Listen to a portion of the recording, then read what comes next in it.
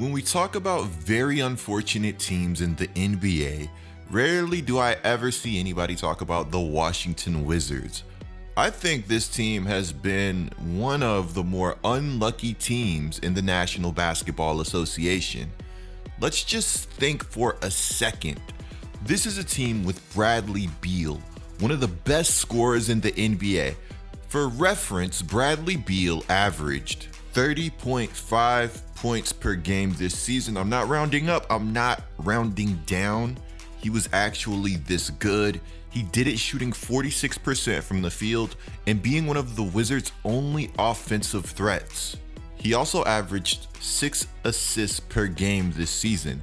And again, if you look at the team around him, that makes this feat all the more impressive.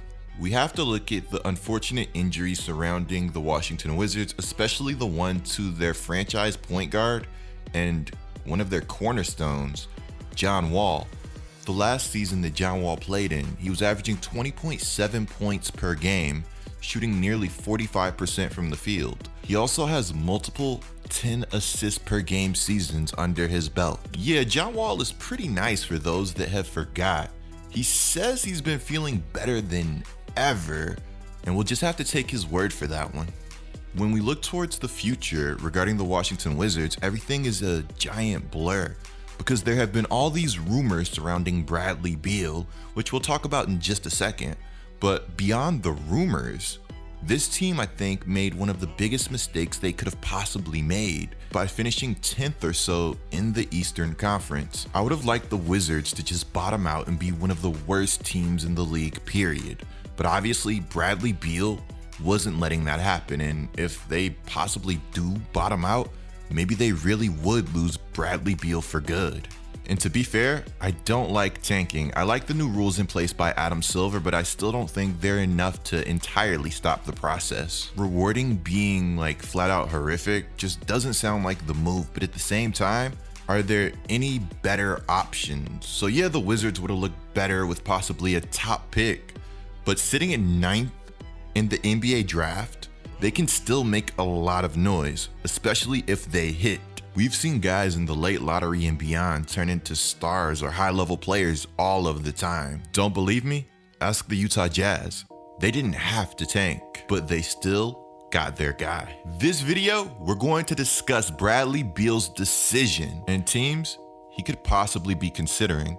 But before we go any further, be sure to subscribe and turn on notifications. You will not want to miss another Getlikecoop video.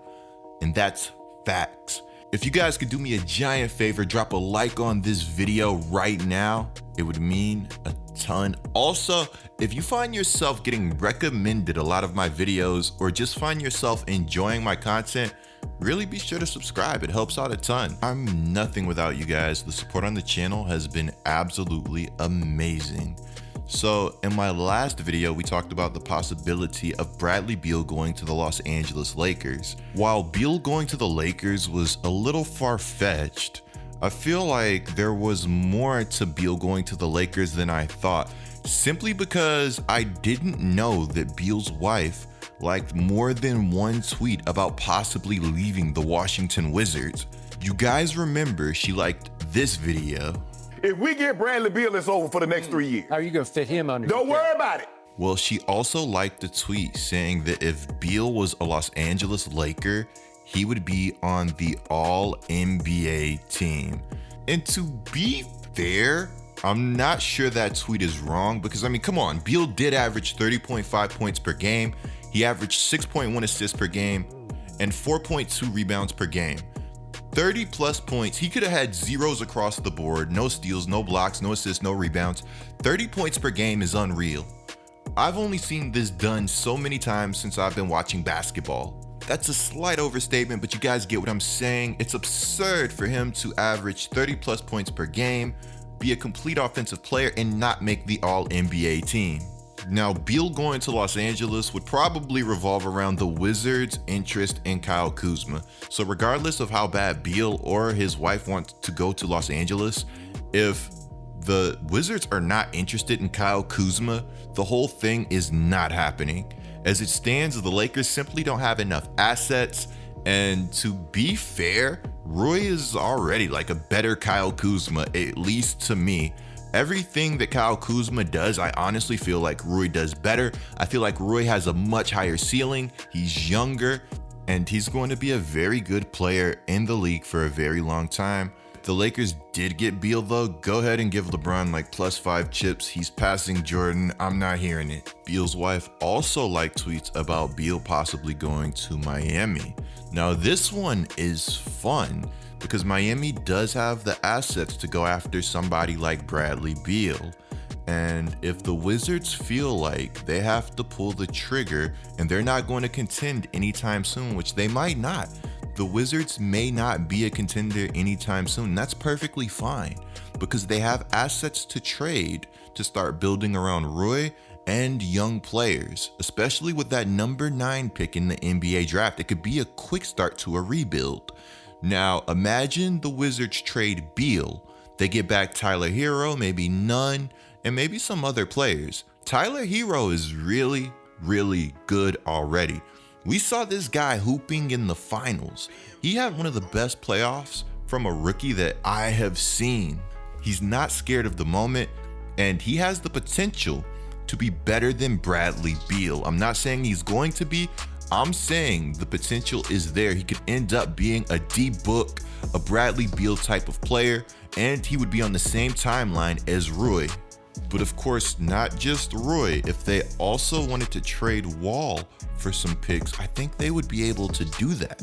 So again, you're looking at a very fast rebuild. If that's the route that the Wizards would possibly want to take. Did I mention that Bam Adebayo did a post-game interview in a Bradley Beal jersey earlier this season? Now, you guys could call me biased and I wouldn't blame you, but if I was an NBA player, I think Miami would be where I would most want to play.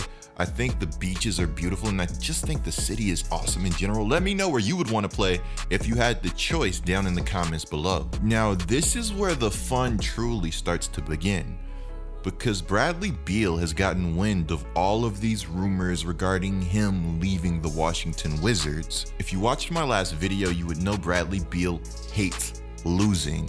He wants to win. And he strikes me as somebody that wants to win at all costs. He wants to get the respect and he wants to play on the highest level. Beal thinks he can win in Washington. He said, I want to win, and we got to win. And I know we can win. I know it's a place where we can win, and I know it's a place where we can get guys to come here and win. Look, I love Bradley Beal. I love the Damian Lillard mentality, but I'm not sure how many free agents are going to the Washington Wizards. But I have to respect him for not giving up on his team. I want to know if you guys truly feel like Washington can become contenders. And do you think Bradley Beal is truly going to play out his career with the Washington Wizards? Be sure to click the video on the screen right now. Be sure to subscribe. I'm Getlikecoop, and I'll see you guys in the next one.